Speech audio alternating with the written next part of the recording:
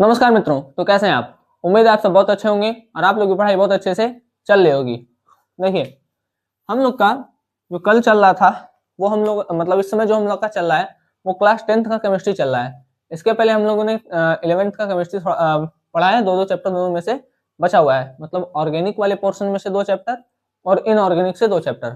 ठीक, अभी हम 10th का बना रहे हैं। ठीक है, इसमें एक चैप्टर हो चुका है जिस पर आपके सारे ब्लूप्रिंट क्वेश्चन, ग्रीन पेज के क्वेश्चन और सारे थ्योरी वाले पोर्शन 4 वीडियो लेक्चर में कवर्ड हैं। ठीक, तो वहां से आप लोग उसको जाकर के देख सकते हैं। ये हमारा 3rd लेक्चर होगा, चैप्टर 2 अम्ल क्षार तथा लवण का। ठीक, और इस तीसरे लेक्चर में आपका जो चैप्टर 2 है वो समाप्त हो जाएगा। जो इसके पीछे है मतलब अम्ल क्षार लवण में जो हमको पढ़ना है वो हम पीछे पढ़ चुके हैं। अम्ल क्या होते हैं, क्षार क्या होते हैं, लवण क्या होते हैं। ठीक है, ये चीजें हम देख चुके हैं। उसके बाद NaCl का विद्युत अपघटन देखे थे। ठीक, प्रबल अम्ल प्रबल क्षार देखे थे, सूचक देखे थे, सूचकों का प्रकार देखे थे। इसके बाद हमारा NaCl के बाद ये बनाने की विधि और इसका उपयोग बचा था। देखिए, यूपी बोर्ड के एग्जाम में पूछता क्या है, या तो पूछ लेगा विरंजक चूर्ण को बनाने की विधि या तो उसका यूज पूछेगा। ठीक है, विरंजक चूर्ण को कहते हैं ब्लीचिंग पाउडर। इसको क्या कहते हैं, ब्लीचिंग पाउडर। धावन सोडा को कहते हैं वॉशिंग सोडा। ठीक, बेकिंग सोडा, बेकिंग सोडा का यही है बेकिंग सोडा। ठीक, और ये है plaster of Paris, plaster of Paris. ठीक है, और इन सब का हमको पढ़ना है मेथड ऑफ प्रिपरेशन, मतलब बनाने की विधि, METHOD, method of preparation, preparation, method of preparation. और दूसरा हम देखेंगे उपयोग, कहाँ कहाँ यूज होता है। बनाया है तो यूज भी करेंगे, तो दूसरा हम देखेंगे इसका यूजेज। ठीक है, भौतिक और रासायनिक गुण इसका नहीं देखना है। चलिए, तो हम स्टार्ट करते हैं अपने YouTube channel knowledge with Rishabh पर इन टॉपिक्स को देखना। देखिए, अभी आप समझने पे ध्यान दीजिएगा। अभी कॉपी ऑपी मत, पेन कॉपी निकाल करके पेन लगा करके उस पर रख दीजिए। ठीक, अभी आप इस चारों को समझिए कि बनता कैसे है, क्या है। ठीक, क्या क्या पूछे जाएंगे, हम सारी चीजों को इसमें डिस्कस करेंगे। उसके बाद जब चारों हम समझा लेंगे तो आप लोग को लाइन से इन चारों का नोट्स आपको दे देंगे इसी पर लिख करके। ठीक, बाकी आपको अलग से कोई कॉपी नहीं दिया जाएगा। ठीक है, क्योंकि इसी पर हम लिखवा देते हैं, तो जब इसी पर लिखा दिए हैं तो फिर अलग से नोट्स देने की आवश्यकता है। चलिए, तो स्टार्ट करते हैं। देखना, हम पहला पहला क्या है हमारा, विरंजक चूर्ण, ब्लीचिंग पाउडर। ठीक है, पहला क्या है, ब्लीचिंग, ब्लीचिंग।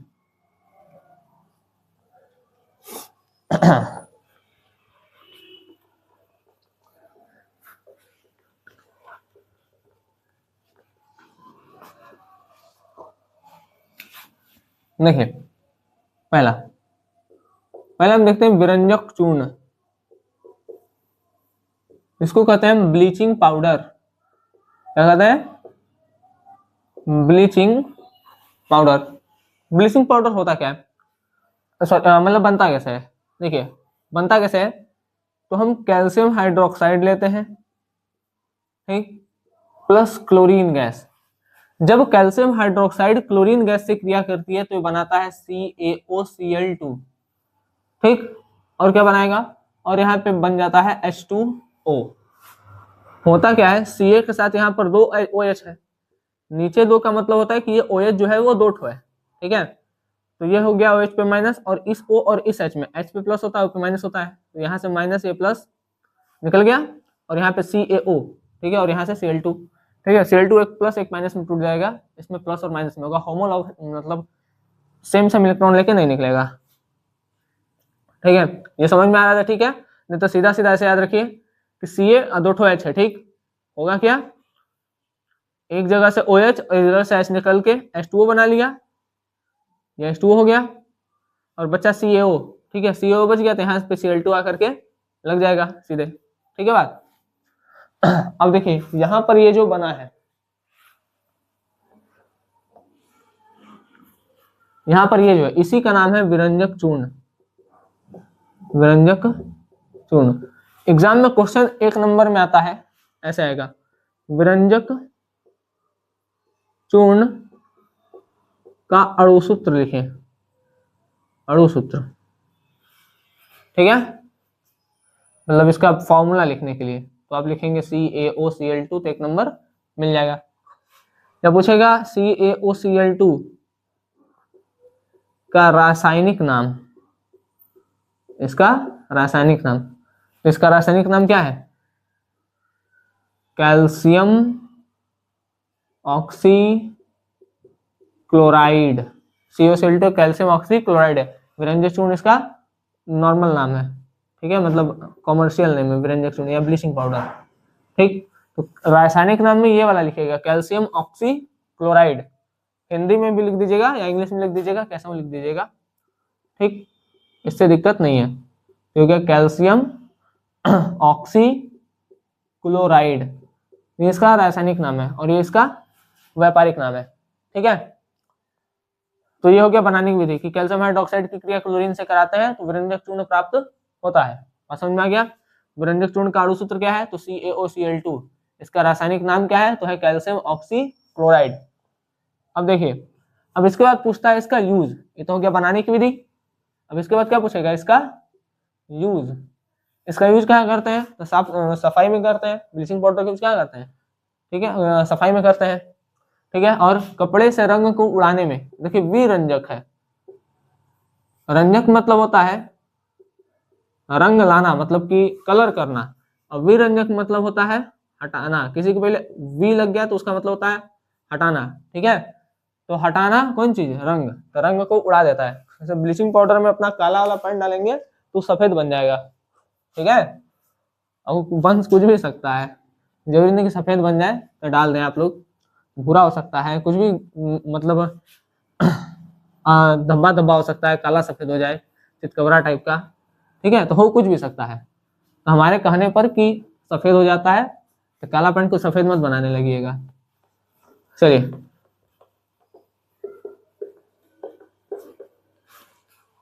तो पहला हम लोगों ने देखा विरंजक चूर्ण, ठीक, इसको हम साइड में भी लिख दे रहे हैं। अभी हम ऐसे लिख रहे हैं कि आप लोग थोड़ा सा इसको देखते रहें। अभी हम पूरा लिखेंगे। इसको ब्लीचिंग पाउडर कहते हैं, CaOH का ट्वाइस प्लस क्लोरीन क्या दे रहा है, ये दे रहा है आपका calcium oxy chloride plus water, ठीक है, इसका यूज है। चलिए, उसके बाद हम देखते हैं विरंजक चूर्ण के बाद हमारा आता है बेकिंग सोडा। बेकिंग सोडा जो होता है आप लोग जानते होंगे, परिचित भी होंगे, खाने वाला जो सोडा होता है उसी को हम क्या कहते हैं, बेकिंग सोडा। जो सोडा खाने के लिए लिया जाता है वो क्या है, बेकिंग सोडा, ठीक। ये बनता कैसे है, तो देखिए, सोडियम क्लोराइड साहब रहते हैं, जल रहता है, अमोनिया रहता है और प्लस कार्बन डाइऑक्साइड रहता है, इतना चीज रहता है तो बनता है NaHCO3 प्लस NH4Cl। रिएक्शन याद कर लीजिएगा, ठीक है, ये बनता है। एक तरीके से और बनता है Na2CO3, ठीक, प्लस H2O,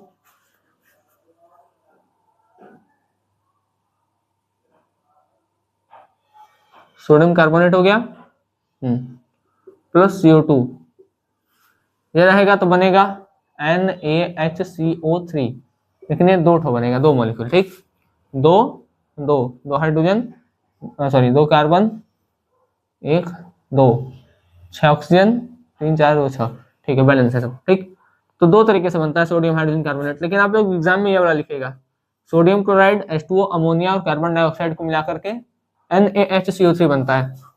बेकिंग सोडा का जो अणुसूत्र होता है ये होता है NaHCO3, ठीक।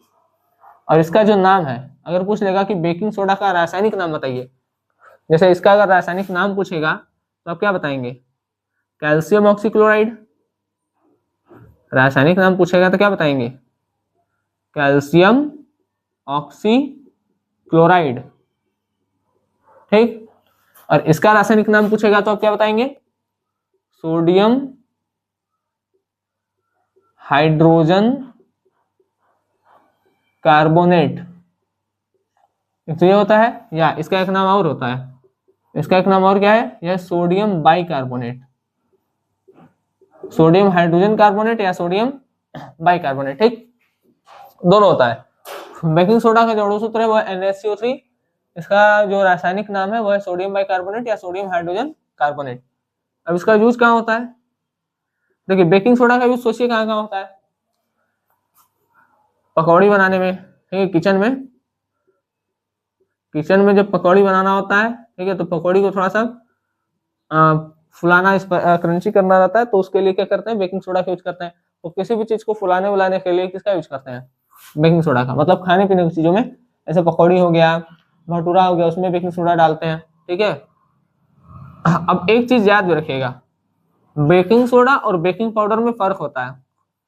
बेकिंग सोडा जो होता है ये बेसिक मीडियम का होता है, ये थोड़ा क्षारीय होता है, ठीक है। जैसे अगर मान लीजिए हम दुकान खोले केक का, ठीक है, केक को हमको पफ करना है, पफ मतलब फुलाना है, तो अगर केक को फुलाना है और उसमें हम बेकिंग सोडा डाल देंगे ना, तो थोड़ा सा खटास आने लगेगा उसमें, ठीक, तो लगेगा कि केक कैसा लग रहा है।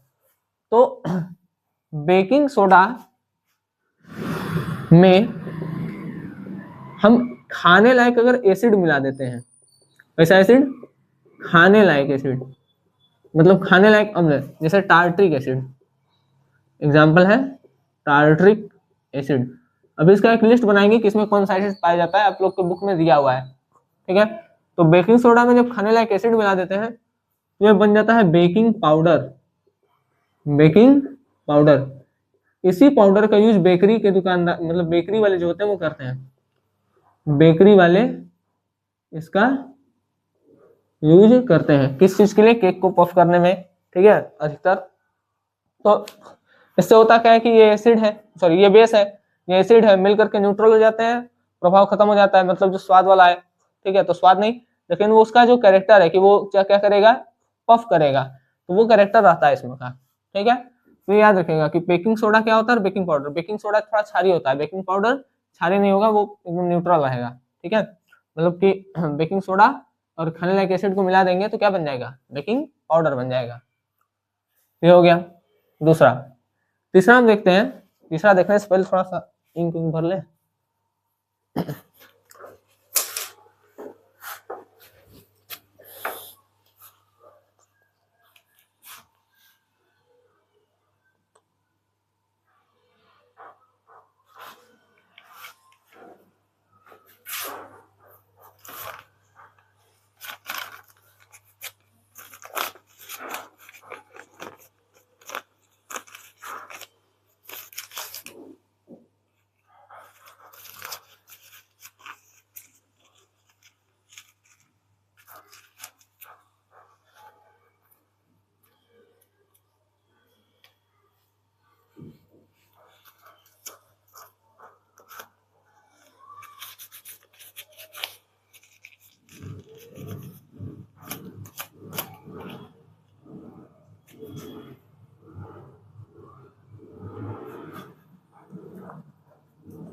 चलिए देख लें,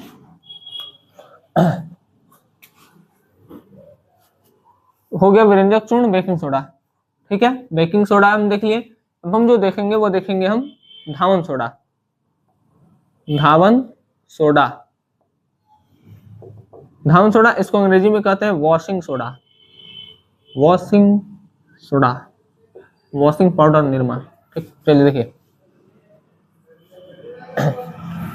होता क्या है कि NaHCO3 ब्रेकडाउन होता है, ठीक है, तो मिलता है Na2CO3 plus H2O plus CO2। अब ये पानी है, कार्बन डाइऑक्साइड बाहर निकल जाएगा। तो अब ये जो Na2CO3 है इसमें 10 हाइड्रोजन के, सॉरी 10 जल के अणु का एडिशन करते हैं और ये बनता है Na2CO3.10H2O। तो ये जो बना है हमारा, इसी का नाम है वॉशिंग सोडा, इसी का नाम क्या है, वॉशिंग सोडा। लेकिन इसका रासायनिक नाम जो है वो है सोडियम कार्बोनेट। Na2CO3 से सोडियम कार्बोनेट हो गया, और यहाँ पर जो 10 लिखा है, इस 10 का मतलब है डेका, 10 के लिए डेका यूज करते हैं, और H2O के लिए हाइड्रेट यूज करते हैं। तो बन गया सोडियम कार्बोनेट, 10 के लिए डेका, H2O हाइड्रेट। ठीक है, तो जो धावन सोडा है, धावन सोडा का जो रासायनिक नाम वो क्या है, सोडियम कार्बोनेट डेकाहाइड्रेट। ठीक, और जो इसका अणु सूत्र होगा वो होगा NaCO3। अगर पूछ लेगा धावन सोडा का रासायनिक नाम तो आप ये बताएंगे धावन सोडा का अणु सूत्र, तो ये। ठीक, अगर पूछ लिया Na2CO3.10H2O का व्यापारिक नाम या नॉर्मल नाम, ठीक है, तब आप लिखेंगे धावन सोडा। ठीक है बात। तो ये तीन चीजें हुई, एक हम देखें विरंजक चूर्ण, बेकिंग सोडा और धावन सोडा। अब हम लास्ट अपना लिखेंगे जिसका नाम है प्लास्टर ऑफ पेरिस। ठीक, इसका नाम क्या होगा, प्लास्टर ऑफ पेरिस। अभी हम इन सबको साइड में लिख देते हैं, जिससे आप लोग थोड़ा सा बता भी रहे।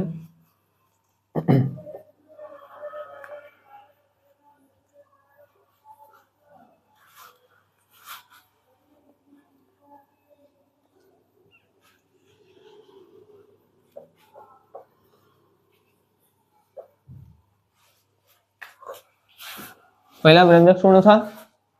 ठीक, इसका फॉर्मूला है CaOH का twice plus Cl2 CaOCl2 plus H2O। दूसरा व्यंजक चूर्ण, फिर हम बेकिंग सोडा देखते हैं।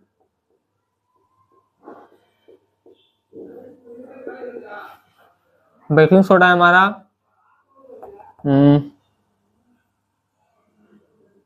Na2CO3 plus NH3 plus CO2 plus H2O, ये देगा NaHCO3 प्लस NH4Cl। ठीक, इस रिएक्शन याद करिएगा। ठीक है, रिएक्शन जब तक आप याद नहीं करेंगे तब तक आप लोग को समझ में नहीं आएगा। ठीक है, और ऐसा नहीं कि एक बार याद करके छोड़ दें। आप लोग 11th में जाएंगे तो सारी चीजों को मैकेनिज्म बताया जाएगा। ठीक है, और जितने भी रिएक्शन हो गए सबको मैकेनिज्म के साथ बताया जाएगा। लेकिन 10 में वो लेवल नहीं है कि मैकेनिज्म बताया जाए। ठीक है, इसलिए आप जो सिंगल फॉर्मेट का है, ठीक है, उसी को याद कर लीजिए, क्योंकि जितना आप मैकेनिज्म याद करेंगे उसमें आप 4 रिएक्शन याद कर लेंगे। ठीक है, तो इससे अच्छा रिएक्शन ही याद कर लीजिए जो एग्जाम में ज्यादा बेनिफिट मिले जिससे। ठीक, इसके बाद हम पढ़े हैं धावन सोडा। धावन सोडा में सबसे पहले हम NaCO3 को तोड़ दिए तो मिला Na2CO3 plus H2O plus CO2। ठीक, अब ये जो Na2CO3 था इसका 10 ठो वाटर के मॉलिक्यूल के साथ एडिशन कराए और मिल गया हमको Na2CO3.10H2O। ठीक, चलिए, तो अभी हम 3 चीज पढ़े। और हाँ, जिसका नाम नहीं पता है उसका नाम भी लिखेगा, हम नाम बोल दे रहे हैं एक बार। ये CaOH का ट्वाइस मतलब कैल्शियम हाइड्रोक्साइड क्लोरीन। ठीक है, क्लोरीन एक गैस होता है। कैल्शियम ऑक्सीक्लोराइड, कैल्शियम ऑक्सीक्लोराइड ये जल। सोडियम कार्बोनेट अमोनिया, ठीक है, कार्बन डाइऑक्साइड CO2 होगा। H2O सोडियम बाइकार्बोनेट या सोडियम हाइड्रोजन कार्बोनेट, ये अमोनियम क्लोराइड है या इसको नौसादर भी कहते हैं। ठीक है, sodium bicarbonate, sodium carbonate H2O CO2 हो गया। Sodium carbonate decahydrate. ठीक है, चलिए अब देखते हैं plaster of Paris. Plaster of Paris, plaster मत लिख दीजिएगा, प्लास्टर ऑफ पेरिस। ठीक, प्लास्टर ऑफ पेरिस, उसको पॉप कहते हैं, POP, शॉर्ट में पॉप कहते हैं। देखिए बनता कैसे है, तो हम जिप्सम होता है CaSO4.2H2O,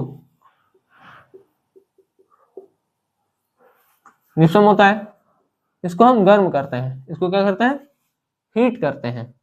ठीक है, जब हम जिप्सम को गर्म करते हैं तो ये टूटता है CaSO4.12H2O। ठीक है, हाफ H2O में। इस हाफ H2O का मतलब क्या है इसको समझिएगा। देखिए जैसे मान लीजिए यह है CaSO4 और यहाँ भी है CaSO4, 2 CaSO4 एक वाटर के मॉलिक्यूल के साथ जुड़े हों। ठीक, तो वाटर का आधा बल इस पे लग रहा होगा, आधा बल इस पे, मतलब आधा जल के हाफ जल के मॉलिक्यूल जो होंगे वो इस कैल्शियम सल्फेट के साथ होंगे और आधे जल के मॉलिक्यूल इसके साथ। जैसे देखिए हम अगर दो हाथ से किसी को ऐसे पकड़े तो हमारा कुछ बल उस पे लगेगा, मतलब आधा बल उस वाले पे लगेगा, आधा बल इस पे लगेगा, ठीक। आधा बल इधर लगेगा और आधा बल इधर लगेगा, ठीक। लेकिन अगर एक दोनों हाथ से किसी एक व्यक्ति को पकड़े तो पूरा बल उसी पे लगेगा, ठीक। तो वही कह रहा है कि H2O का आधा, मतलब आधा मॉलिक्यूल इधर है, आधा मॉलिक्यूल H2O का इधर है, ठीक है बात। इसीलिए यहाँ पर हाफ लिखा है, तो इसका मतलब ये है। और इसी का नाम है प्लास्टर ऑफ पेरिस। इसका यूज कहाँ होता है? तो इसका यूज होता है, हड्डी उड्डी टूट जाता है तो उसको जोड़ने में यूज करते हैं, ठीक है। देखते होंगे तुरंत प्लास्टर बनाता है व्हाइट रंग का, तो वही होता है प्लास्टर ऑफ पेरिस, ठीक। अब जिप्सम को गर्म करते ही क्या है, तो देखिए प्लास्टर ऑफ पेरिस जो होता है वो पाउडर फॉर्म में होता है। अगर इसमें ज्यादा पानी रहता है ना तो ये धीरे धीरे सॉलिड बनने लगता है, ठीक है। अब कठोर चीज किसी पे चढ़ थोड़ी जाएगा, इसलिए इसको पाउडर फॉर्म में स्टोर करके रखते हैं। तो जो पाउडर फॉर्म में होता है वो आपका क्या है, प्लास्टर ऑफ पेरिस, ठीक। और फिर जब उसको को पानी में भिंगा करके लगाते हैं तो एकदम सॉलिड बन जाता है, ठीक है। तो वो चीज है। अब इसका यूज कहाँ होता है, तो टूटी हड्डियों को जोड़ने में, टूटी हड्डियों को जोड़ने में, हड्डी उड्डी टूट टाट जाता है तो इसको जोड़ते हैं, ठीक। और कहाँ होता है टूटी हड्डी को जोड़ने में, जैसे देखोगे कि डिजाइन बनता है, ठीक है। मतलब घर और पे दीवार पे कुछ डिजाइन बनता है व्हाइट रंग से, ठीक है। तो वो जो व्हाइट रंग का पाउडर होता है उसको वो प्लास्टर ऑफ पेरिस होता है, ठीक है। तो अलंकरण में डिजाइन बनाने को कहते हैं अलंकरण, ठीक है। तो आपको बुक में लिखा होगा कि दीवारों पर अलंकरण के रूप में कुछ खिलौना देखे होंगे, जैसे हाथी है ना, हाथी घोड़ा, ये सब प्लास्टर ऑफ पेरिस जो व्हाइट व्हाइट रंग का दिखता है वो चीज, ठीक। तो इन सब चीजों में प्लास्टर ऑफ पेरिस का यूज होता है, ठीक। अब उम्मीद है आपको ये चीजें समझ में आ गई होंगी। अब हम इसको बारी बारी सब चीजें लिख देते हैं, इतना नोट कर लीजिए आप। लिख लेते हैं, अभी हमने जो पढ़ा था कि विरंजक चूर्ण, बेकिंग सोडा और धावन सोडा, ठीक। एक, दुई और ये तीन, ठीक है। ये नोट्स की तरह हम लिख दिए हैं, इसको आप लोग लिख लीजिएगा, समझा दे रहे हैं। देखिए यहाँ पर लिखा है रासायनिक नाम, तो विरंजक चूर्ण का रासायनिक नाम होता है कैल्शियम ऑक्सीक्लोराइड, कैल्शियम ऑक्सीक्लोराइड, या इसको कहते हैं कैल्शियम हाइपोक्लोराइड, ठीक। दोनों हो सकता है। बनाने की विधि, रिएक्शन भी लिखना है यहाँ पर आप लोग रिएक्शन लिखिएगा, ठीक। अभिक्रिया क्या होता है इसका, इसकी अभिक्रिया होगी आपके CaOH का twice calcium hydroxide chlorine gas से क्रिया करेगा और क्या बनाएगा, कैल्शियम ऑक्सीक्लोराइड प्लस पानी, मतलब जल, ठीक।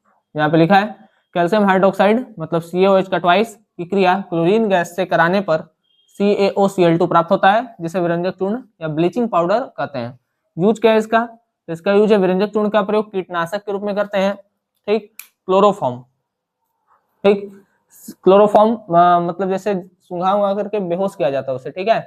जैसे पिक्चर उक्चर में देखे होंगे कैसे रुमाल में कुछ डालते हैं उसको नाक में लगाते हैं तो वो बेहोश हो जाता है, ठीक है। लेकिन दिक्कत यह ना कि क्लोरोफॉर्म सुखाने से आदमी कब उठ जाएगा नहीं पता चलेगा। बहुत पहले जब नहीं था, मतलब उतना टेक्नोलॉजी नहीं था, तो डॉक्टर बेहोश करने के लिए व्यक्ति को क्लोरोफॉर्म का यूज करते थे, ठीक है। लेकिन अब मान लीजिए उसका कुछ चल रहा है, वो झटके में ऑपरेशन चल रहा है, झटके में बीच में उठ गया है ना, जब बीच में उठ जाएगा वो देखेगा तो वैसे ही खत्म हो जाएगा, ठीक। तो क्लोरोफॉर्म का यूज इसलिए अब उतना नहीं करते हैं, ठीक है। लेकिन पहले इसका यूज बेहोश करने के लिए किया जाता था। कपड़े के विरंजक में, विरंजक मतलब होता है उड़ा देना, कपड़ा और नहीं उड़ा देना, कपड़े का कलर उड़ा देना कौन चीज, रंग। वी मतलब होता है हटा देना और रंजक मतलब होता है कलर, COLOUR। वी माने हटा देना, तो क्या हटा देगा, कलर हटा देगा, ठीक है बात। चलिए फिर है बेकिंग सोडा। अब देखिए यहाँ पर बेकिंग सोडा का आपको यहाँ रासायनिक नाम लिखना है, ठीक। ये रासायनिक नाम लिखा है, हो सकता है यहाँ पर आपको चमक रहा हो। तो इसका रासायनिक नाम क्या होता है, इसका रासायनिक नाम होता है सोडियम बाई कार्बोनेट, ठीक है, या सोडियम हाइड्रोजन कार्बोनेट, ठीक। और इसका रासायनिक सूत्र क्या है? इसका रासायनिक सूत्र होता है NaHCO3, NaHCO3, ठीक है बात। नेक्स्ट देखिए कैसे बनता है, बनाने की विधि। NaCl के जलीय विलयन में अमोनिया मिलाते हैं, ठीक। NaCl के जलीय विलयन में क्या मिलाते हैं? अमोनिया मिलाते हैं, ठीक। और उस पर CO2 गैस प्रवाहित करते हैं। और क्या प्रवाहित कर रहे हैं? CO2 गैस, ठीक है। तुमको क्या मिलता है? NaHCO3 और इसके साथ में NH4Cl बाहर निकलता है, मतलब अमोनियम क्लोराइड कहाँ निकलता है? बाहर निकलता है, ठीक है बात। अब देखिए ये आप लोग अभिक्रिया लिख लीजिएगा, यह है सोडियम क्लोराइड, यह है जल, यह अमोनिया, यह कार्बन डाइऑक्साइड। एक चीज याद रखिएगा, बेकिंग सोडा और बेकिंग पाउडर अलग चीज होता है। बेकिंग सोडा में जब खाने लायक एसिड मिलाते हैं जैसे टार्टरिक एसिड, तब हमको बेकिंग पाउडर मिलता है। यूज कहाँ होता है? तो इसका उपयोग अग्निशामक यंत्र। यहाँ पर ये जो CO2 है ना, जैसे ये जो बेकिंग सोडा है, ठीक है, जब निकलता है तो तेजी से एकदम प्रेशर से CO2 फेंकता है, ठीक है। तो वो जो CO2 है वो आग को बुझाने में हेल्प करता है, तो आग को बुझाने में मदद करता है, एसिडिटी को खत्म करता है। जिससे जो हम इनो पीते हैं वो क्या होता है? बेकिंग सोडा होता है, ठीक है। या पेट दर्द करता है तो क्या करता है? बेकिंग सोडा खा लेंगे तो पेट दर्द कम हो जाएगा। रसोई घर में पकौड़े बनाने में और केक या ब्रेड को पफ मतलब फुलाने में करते हैं, ठीक। धावन सोडा, धावन सोडा का रासायनिक नाम क्या है? देखिए इसका रासायनिक नाम होता है sodium carbonate Deka hydrate, sodium carbonate Deka hydrate. इसका फॉर्मूला होता है Na2CO3.10H2O, ठीक है। एक मिनट, ठीक है, ठीक। Na2CO3.10H2O। अब देखिए बनाने की विधि क्या है इसकी। तो NaCO3 को गर्म करने पर वह अपघटित होकर Na2CO3 बनाता है। इस प्रकार प्राप्त अजल, अजल मतलब होता है बिना जल का, ठीक है। तो बिना जल के Na2CO3 को धावन सोडा या, ठीक है, धावन सोडा क्षार या सोडा एस। आपसे पूछा जाएगा कि सोडा एस क्या होता है? तो सोडा एस क्या होता है? निर्जल Na2CO3, मतलब बिना जल के Na2CO3 को क्या कहते हैं? धावन सोडा क्षार या उसी का नाम है सोडा एस, ठीक। अजल सोडा मतलब अजल सोडा Na2CO3 को जल में विलय किया जाता है, तब क्रिस्टलन के जल के 10 अणु युक्त धावन सोडा क्रिस्टली को प्राप्त करने के लिए एक क्रिस्टलन किया जाता है, ठीक है। देखिए कहने का मतलब है कि जब अजल, अजल मतलब ये बिना पानी का Na2CO3 होता है, ठीक। इसको जब पानी के साथ मिलाया जाता है, ठीक है, जल में विलय किया जाता है, पानी में मिला दिया गया, तब क्रिस्टलन जल के 10 अणु युक्त, क्रिस्टलन जल के, ये क्रिस्टलन जल के 10 अणु युक्त, ठीक, धावन सोडा क्रिस्टली को प्राप्त करने के लिए किया जाता है। तो यही जो प्राप्त मिला है इसी को बोल रहा है, ठीक है। और इसी को क्या कहते हैं हम? धावन सोडा। ये जो मिला है उसी को हम धावन सोडा कहते हैं। अब देखिए ये सिंगल स्टेप रिएक्शन नहीं होता है, एक प्रोसेस है। अगर आपसे पूछेगा कि सॉल्वे प्रोसेस क्या है, सॉल्वे विधि, तो सॉल्वे विधि जो होती है वो होता है धावन सोडा को बनाने के लिए। धावन सोडा के निर्माण में किसका यूज होता है? सॉल्वे विधि का। ये 3 स्टेप का रिएक्शन होता है। पहले स्टेप में क्या करते हैं?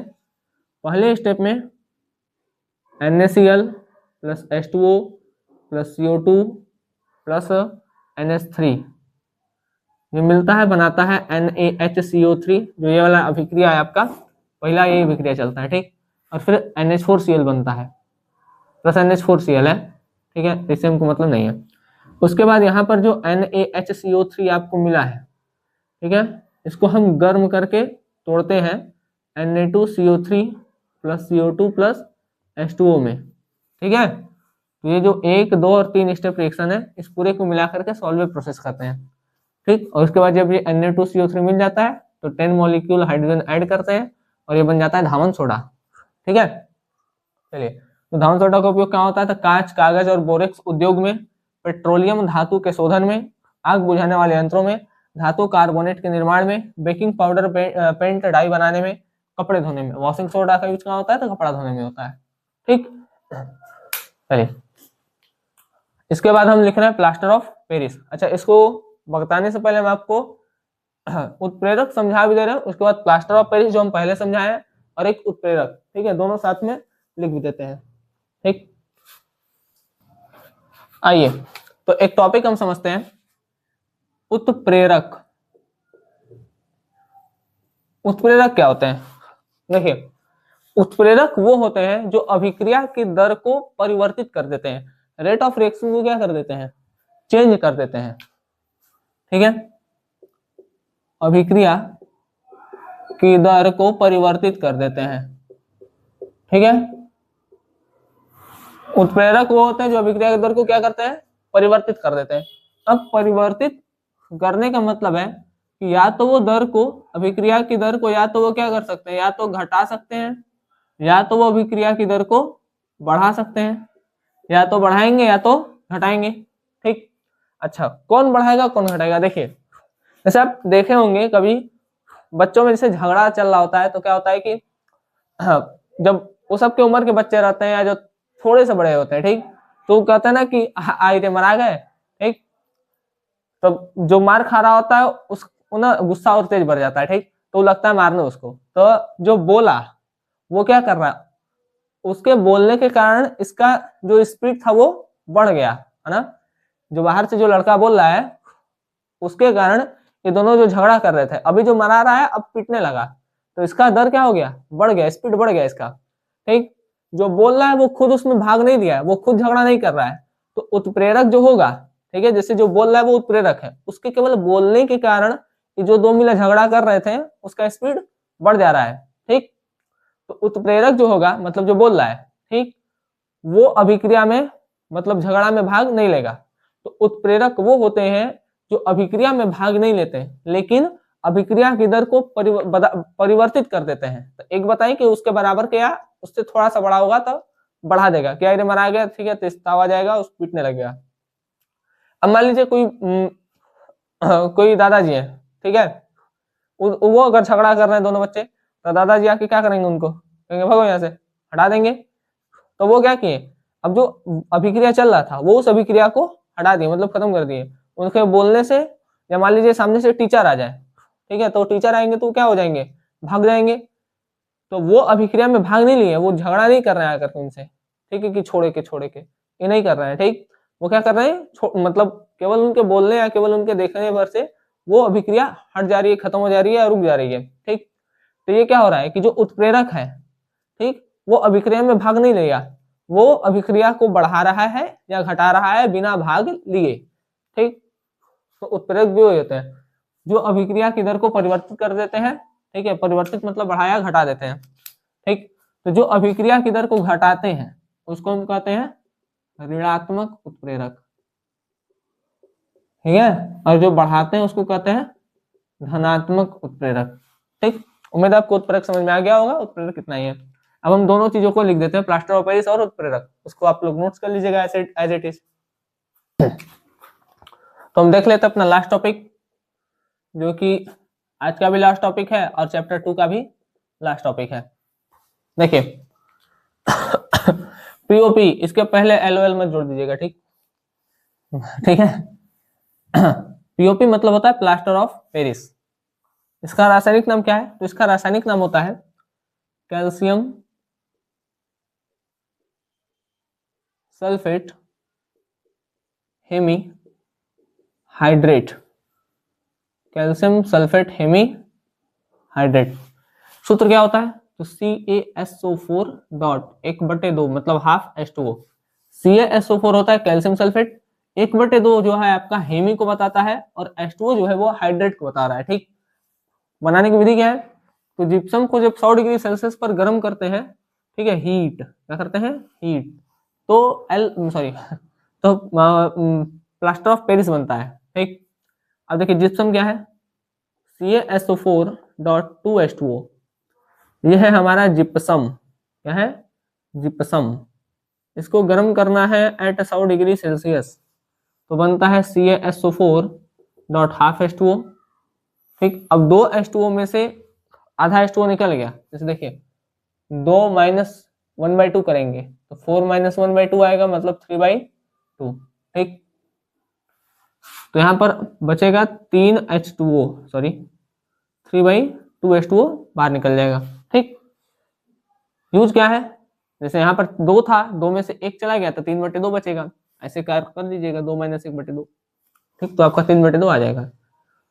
अब देखिए उपयोग क्या है, तो इसका उपयोग डॉक्टर करता है जब किसी का हड्डी वड्डी टूट टाट जाता है, तो डॉक्टर जो लगाता है ना उसको प्लास्टर ऑफ पेरिस कहते हैं, जिससे कि वो हड्डी भागे ना, एक जगह पर फिक्स रहे।